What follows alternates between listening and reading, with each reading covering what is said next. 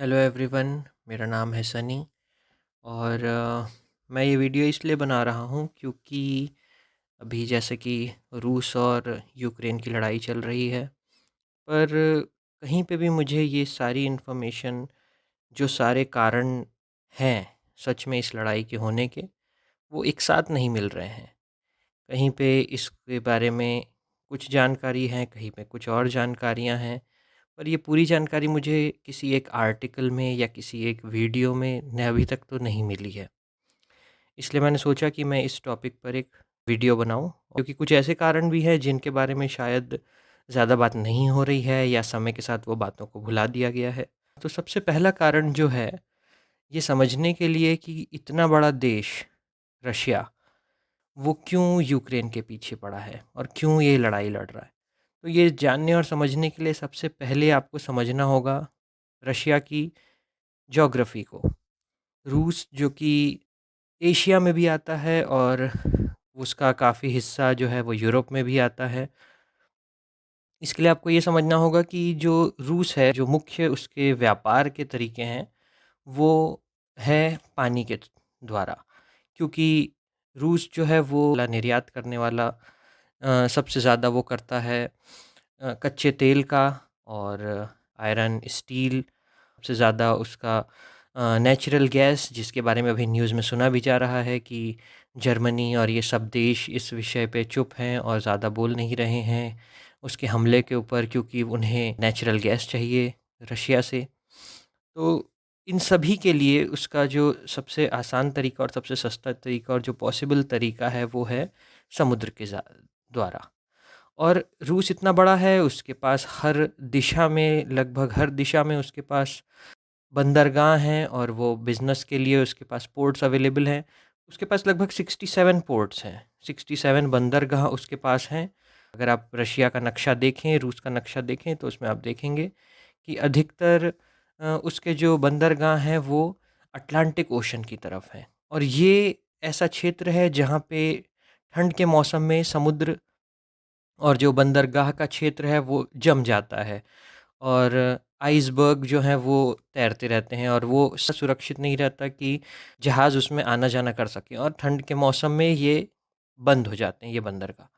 इस कारण से जो रूस का ब्लैक सी में हिस्सा है, वहाँ पर, वहाँ जो उसके बंदरगाह हैं, वो पिक्चर में आते हैं।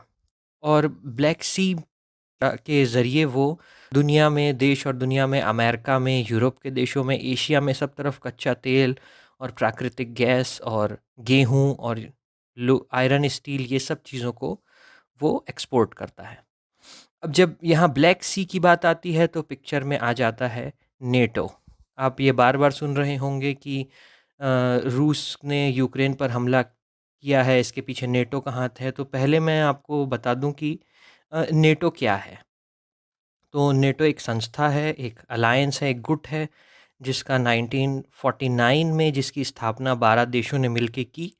और ये वो दौर था जबकि द्वितीय विश्व युद्ध ख़त्म हुआ था और यूरोप जो था वो तबाह हो चुका था। फ्रांस तबाह हो चुका था और इटली, जर्मनी, ये सब तबाह हो चुके थे और इंग्लैंड भी काफ़ी कर्ज़े में था और तबाह हो चुका था।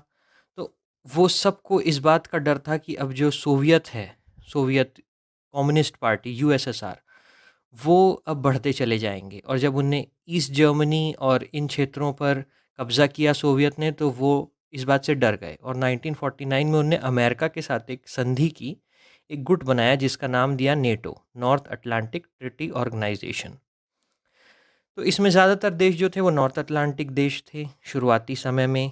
इसमें था इटली, इसमें फ्रांस, इसमें वेस्ट जर्मनी 1955 में जुड़ा, इंग्लैंड, स्पेन, ये सब देश थे। इसके बाद 1955 के बाद इसमें तुर्की भी जुड़ गया और उसके बाद एक समय रहा कि ये स्थिर रहा और पूरी कोल्ड वार के दौरान जो शीत युद्ध रहा उसमें ये अ, स्थायी रहे और एक दूसरे को सपोर्ट देते रहे। शीत युद्ध के दौरान इसमें किसी भी प्रकार का एक्सपेंशन नहीं हुआ। पर 1999 में सिचुएशन बदली और पोलैंड ने इसकी सदस्यता ले ली, जो कि रूस के काफ़ी करीब है। तुर्की तो पहले बन चुका था इसका सदस्य 1955 में। उसके बाद पोलैंड ने भी इसकी सदस्यता ले ली। उस दौर में रूस उठ रहा था और विघटन हो गया था सोवियत रिपब्लिक का 1990 में, और उस समय रूस इस परिस्थिति में था नहीं कि वो इस पे कुछ प्रतिक्रिया दे। उसके बाद 2004 में नेटो में लातविया, लिथुनिया, रोमानिया और स्लोवाकिया, ये जो देश हैं जो कि यूएसएसआर से ही अलग हुए थे, इन्होंने सदस्यता ले ली और इनको सदस्यता मिली और ये नेटो के सदस्य बन गए। अच्छा, नेटो के सदस्य होने का मतलब क्या है? नेटो के सदस्य होने का मतलब है कि अमेरिका और इंग्लैंड, जो कि अब ये सब संपन्न देश हैं, जर्मनी, फ्रांस, ये इन देशों को सैनिक तौर पे मदद देते हैं और अमेरिका को एक तरह से ओपन हैंड मिल जाता है इन देशों में अपना बेस बनाने का। ये वो अपने लड़ाकू जहाज़ और अपने युद्धपोत इन सबको इन देशों में रख सकता है। तो इस कारण से परिस्थितियां जो हैं नेटो को आप समझ सकते हैं कि वो रूस को एक तरह से घेरने की तरीका है, और वो उसकी स्थापना ही इसलिए हुई थी कि वो यूएसएसआर, सोवियत और ये जो कम्युनिस्ट विचारधारा थी, इसको रोका जा सके। अब इसमें परिस्थितियां एक और बनती हैं, और जैसा कि आप देख सकते हैं नक्शे में कि यूक्रेन जो है वो एक बड़ा हिस्सा शेयर करता है रशिया के साथ, और इस क्षेत्र पे नेटो आ जाता है तो वो लगभग सिर्फ और सिर्फ 600 किलोमीटर की दूरी है मॉस्को से, रूस की राजधानी से। इसी के चलते और इन्हीं कारणों से फिर रशिया ने काफ़ी दबाव डाला और ये बातें उठाईं 2004 में, 2005 में। ये एक सिचुएशन है जिसके कारण से फिर, और यूक्रेन ने भी फिर 2008 में सदस्यता के लिए अप्लाई किया। वहाँ पे ऐसी सरकार बनी यूक्रेन में जो कि यूरोप की तरफ और जो इंग्लैंड है, अमेरिका है, इनकी तरफ झुकाव रखती थी। तो उस सरकार ने इच्छा ज़ाहिर करी कि वो नेटो के सदस्य बनना चाहते हैं। इसका पुरज़ोर विरोध 2008 में ही व्लादिमीर पुतिन, जो कि रूस के राष्ट्रपति हैं, उनने किया। जिनेवा में जो इनकी मीटिंग हुई नेटो और रूस की, उसमें उनने इसके खिलाफ बोला, और अमेरिका ने और जो दूसरे नेटो के देश हैं उन्होंने यूक्रेन की इस मांग को कुछ समय के लिए टाल दिया और कहा कि हम आपको अभी सदस्य नहीं बना सकते हैं। उसके तुरंत बाद 2008 में जब ये मुद्दा उठा, उसके बाद 2014 में असल में एक मोड़ आया ऐसा, जबकि यूक्रेन में एक बहुत बड़ा रिवॉल्यूशन हुआ और बहुत ज़्यादा लोगों ने सड़क पे आ गए, और उनने वहाँ जो सरकार थी उस समय 2014 में, जिस सरकार ने 2010 में यूरोपियन यूनियन में जुड़ने की जो मांग पहले की गई थी और नेटो में जुड़ने की जो आग्रह किया गया था, उनको वापस ले लिया ऑफिशियली और कहा कि हम नहीं जुड़ना चाहते, हम गुटनिरपेक्ष रहना चाहते हैं। और इस बात से यूक्रेन की जनता, जो वहाँ के उदारवादी लोग हैं, वो नाराज़ हो गए, और 2014 में एक बड़ा आंदोलन हुआ, और जिसमें वहाँ पे जो उस समय के तत्कालीन राष्ट्रपति थे, उनको देश छोड़कर भागना पड़ा, और वो रशिया भाग गए, वो वहाँ रहने लगे एग्ज़ाइल में।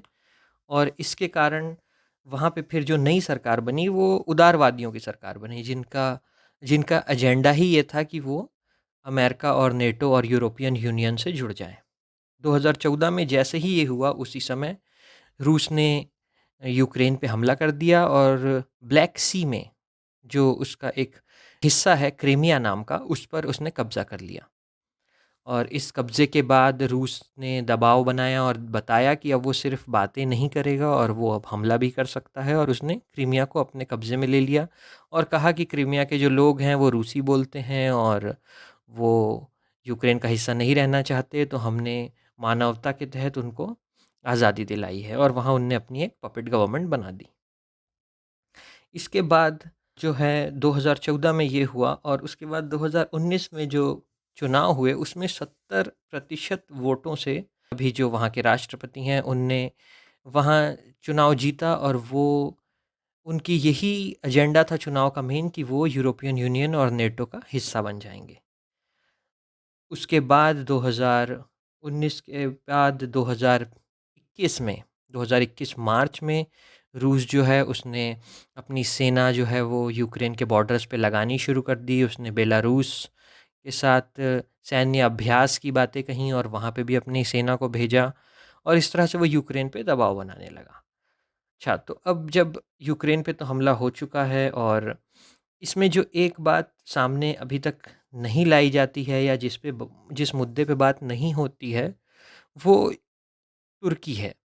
और तुर्की अगर आप नक्शा देखें तो एक बहुत ही पतला सा रास्ता है जो कि इस्तांबुल से होता हुआ बाहर मेडिटेरेनियन सी में निकलता है। और ये मेडिटेरेनियन सी में निकलने का जो रास्ता है वो इस्तांबुल से होके ब्लैक सी में होते हुए रूस और यूक्रेन को जाता है। और ये जो रास्ता है इसका नाम है बॉस्फोरस।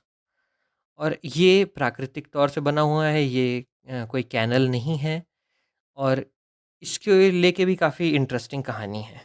ये प्राकृतिक तौर से था और इस्तांबुल और तुर्की के लिए काफ़ी काम का रास्ता था, पर उसने इसको बिज़नेस की तरह यूज़ ना करके 1936 में एक संधि साइन की कि वो किसी से भी पैसे नहीं लेगा और किसी से भी किसी प्रकार का कोई चार्ज नहीं लेगा। जैसे कि स्वेज़ कैनाल के बारे में हम जानते हैं, उससे इजिप्ट काफ़ी पैसा कमाता है।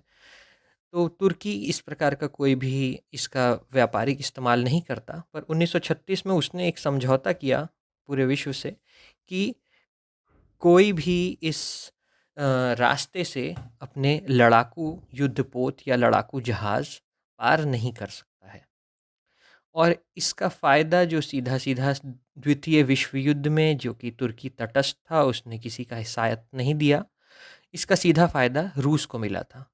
दूसरे विश्व युद्ध के दौरान यूक्रेन और ये सब जो देश हैं, रोमानिया, लातविया, ये सब, बेलारूस, ये सब रूस का हिस्सा थे, यूएसएसआर का हिस्सा थे। और इसका पूरा फ़ायदा तुर्की के इस फैसले का, और ये जो संधि थी विश्व के साथ उसकी 1936 में की हुई, उसका फ़ायदा मिला रूस को, जो आज भी मिल रहा है। अमेरिका जो कि अब रोमानिया में को नेटो का हिस्सा बना चुका है, वो वहाँ अपने युद्धपोत नहीं भेज सकता क्योंकि रास्ता इस्तांबुल होते हुए जाता है। इस बॉस्फोरस के रास्ते वो जाता है, ये जो कैनाल है प्राकृतिक, इसके रास्ते। और अमेरिका अपने जहाज़ को यहाँ से नहीं भेज सकता। पर अब ये परिस्थितियाँ बदल रही हैं। 2010 में तुर्की के राष्ट्रपति ने ऐलान किया कि वो इसके पास से एक और कैनल बनाएंगे जो कि आर्टिफिशियल है, इंसान द्वारा बनाई हुई, और उसका नाम रखा जाएगा इस्तांबुल कैनाल, जिसकी लंबाई होगी 50 किलोमीटर, जो कि कोई बहुत ज़्यादा नहीं है क्योंकि स्विस कैनाल जो है इजिप्ट का, वो लगभग 200 किलोमीटर लंबा है। तो इसकी ये जो इस्तांबुल कैनाल है ये 50 किलोमीटर लंबा होगा। 2010 में उनने ये बताया और उनने कहा था तब कि ये 2023 तक बन के तैयार हो जाएगा। हालांकि अभी तक काम शुरू नहीं हो पाया है, कोविड और पेंडेमिक के कारण काम शुरू नहीं हो पाया है, पर ये चीज़ अब टेबल पे रख दी गई है कि ये एक और कैनाल बनेगा। और इस कैनाल के साथ जो सबसे बड़ा ट्विस्ट लाया है तुर्की ने, उसने कहा है कि जो 1936 की संधि थी जिसके तहत बॉस्फोरस कैनाल से कोई युद्धपोत नहीं आ जा सकता था, अब ये जो नया इस्तांबुल कैनाल बन रहा है ये उस संधि का हिस्सा नहीं रहेगा, क्योंकि ये एक नया कैनाल है और इसको अब वो इस संधि का हिस्सा नहीं मानता है। और इसके कारण अब इस क्षेत्र का राजनीतिक और जो जियोग्राफिकल जो अभी तक एडवांटेज मिल रहा था, जो फ़ायदा था रूस को, वो अब जाता हुआ दिख रहा है। क्योंकि इस्तांबुल और तुर्की एक बड़ा देश है और आज़ाद देश है और वो अपने इस प्रोजेक्ट को पूरा कर लेंगे और रूस उन पे दबाव नहीं डाल सकता इस प्रोजेक्ट को नहीं बनाने का। और जब ये प्रोजेक्ट पूरा होगा तो जो कि नेटो देश हैं उनमें अमेरिका और यूरोप अपने युद्धपोत और दूसरे लड़ाकू जहाज़ भेज सकते हैं। और इसके कारण जो ये रूस को इतने सालों का फ़ायदा था दूसरे विश्व युद्ध में, जो उसे एक फ़ायदा मिला, वो ख़त्म हो जाएगा। और इन सभी कारणों से जो नेटो ने जो 1999 के बाद जो भी सदस्य बनाए हैं, वो सारे के सारे सदस्य वो पड़ोसी देश हैं जो रूस के साथ अपनी सरहद को साझा करते हैं। वो वही देश हैं ज़्यादातर जो कि यूएसएसआर का हिस्सा रहे हैं, सोवियत यूनियन का हिस्सा रहे हैं। दूसरी बात, जो कि यूक्रेन में नई सरकार बनी, उस सरकार का ये मुख्य एजेंडा है कि वो नेटो और यूरोपियन यूनियन का हिस्सा बन जाए ताकि उनको कुछ लाभ हो सके, उनकी इकोनॉमी सुधर सके।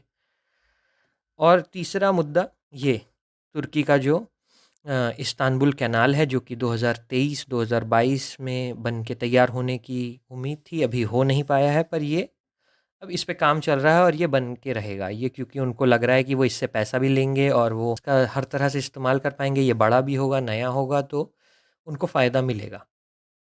तो इन सभी कारणों से रूस ने ये फ़ैसला लिया कि वो यूक्रेन पे हमला कर दे, क्योंकि यूक्रेन की जो ज्योग्राफिकल लोकेशन है वो उसे ख़ास बनाती है, वो रूस के लिए एक बफ़र का काम करती है। और नेपोलियन से लड़ाई हुई हो या विश्व युद्ध हुए हों, ये क्षेत्र उसके हमेशा काम आया है अपने मॉस्को को, अपनी राजधानी को बचाने के लिए।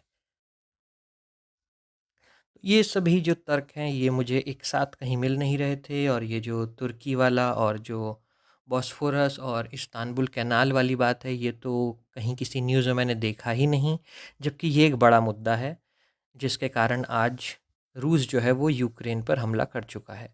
हाँ, ये इसे बहुत ही मीडिया में और सोशल मीडिया पे और न्यूज़ आर्टिकल्स में बहुत ही सिंप्लीफाई करके कहा जा रहा है कि ये रूस ने एक छोटे से देश पे हमला कर दिया है और रूस जो है वो एक्सपेंशन पे चाह रहा है, वापस अपनी यूएसएसआर को बनाना चाह रहा है, पर ये एक बहुत ही ओवर सिंप्लीफाइड बात बोली जा रही है। मेरी नज़रों में ये एक बिग पिक्चर है, जिसके बीज बोना 2004 से शुरू हो गया था, जबकि अमेरिका और दूसरी यूरोपियन कंट्रीज़ जो हैं संपन्न, फ्रांस और इंग्लैंड और जर्मनी, इनने ये फ़ैसला लिया कि वो ऐसे देशों को जो कि रूस के साथ अपनी सरहद को साझा करते हैं, जैसे कि रोमानिया, स्लोवाकिया, लातविया, इनको सदस्य बनाएंगे। उसके बाद जो ये तुर्की का फ़ैसला हुआ ये, और इसके बाद जो यूक्रेन ने ये जानते हुए कि वो जिसका पड़ोसी है उसके बराबरी वो नहीं कर सकता है, उसने अम, अपना नेगोशिएशन उसने भी नहीं किया। रूस ने तो नहीं ही किया, रूस ने 2000 मार्च 2021 में इस बारे में बातचीत शुरू की थी, पर ये बातचीत नहीं बनी, दबाव बनाया गया, साल भर लगभग उसके सैनिक उस बॉर्डर पे खड़े रहे और बॉर्डर पे वो अपनी तैयारियां करते रहे, पर कोई फ़ायदा निकला नहीं। तो हाँ, ज़रूर रूस ने जो किया है वो गलत किया है, और इस मुद्दे में मैं यही कहना चाहूँगा कि पहली गोली रूस ने चलाई है, और जो रूस ने किया है और जो अभी संहार हो रहा है और लोग मर रहे हैं, इसके लिए रूस ज़िम्मेदार है। पर ये एक बहुत बड़ा इसके पीछे बैकग्राउंड है जिसके बारे में बात नहीं हो रही है, और इसके लिए नेटो और अमेरिका भी उतना ही ज़िम्मेदार है, और अमेरिका को अभी चाहिए था कि वो नैतिक ज़िम्मेदारी लेते हुए रूस से बात करे और यूक्रेन पे हमला होने के पहले ही कोशिश करे कि ये इस पे फ़ैसला हो। अमेरिका चाहता तो वो गारंटी दे सकता था कि हम यूक्रेन को कभी नेटो का या यूरोपियन यूनियन बोल सकती थी कि हम उसे अपना हिस्सा नहीं बनाएंगे, पर सबने अपना स्वार्थ देखा और आज इन सब का खामियाजा यूक्रेन के लोग भर रहे हैं। इसी के साथ मैं अपनी इस विवेचना को विराम देना चाहूँगा। अगर आपको अच्छा लगा हो तो बताइएगा, और अगर इसमें मैंने कुछ छूटा हो या मैंने कोई तथ्य को गलत बोला हो तो आप ज़रूर से कमेंट में बता सकते हैं। मैं ज़रूर सुनना और अपनी जानकारी को बढ़ाना चाहूँगा। Thank you.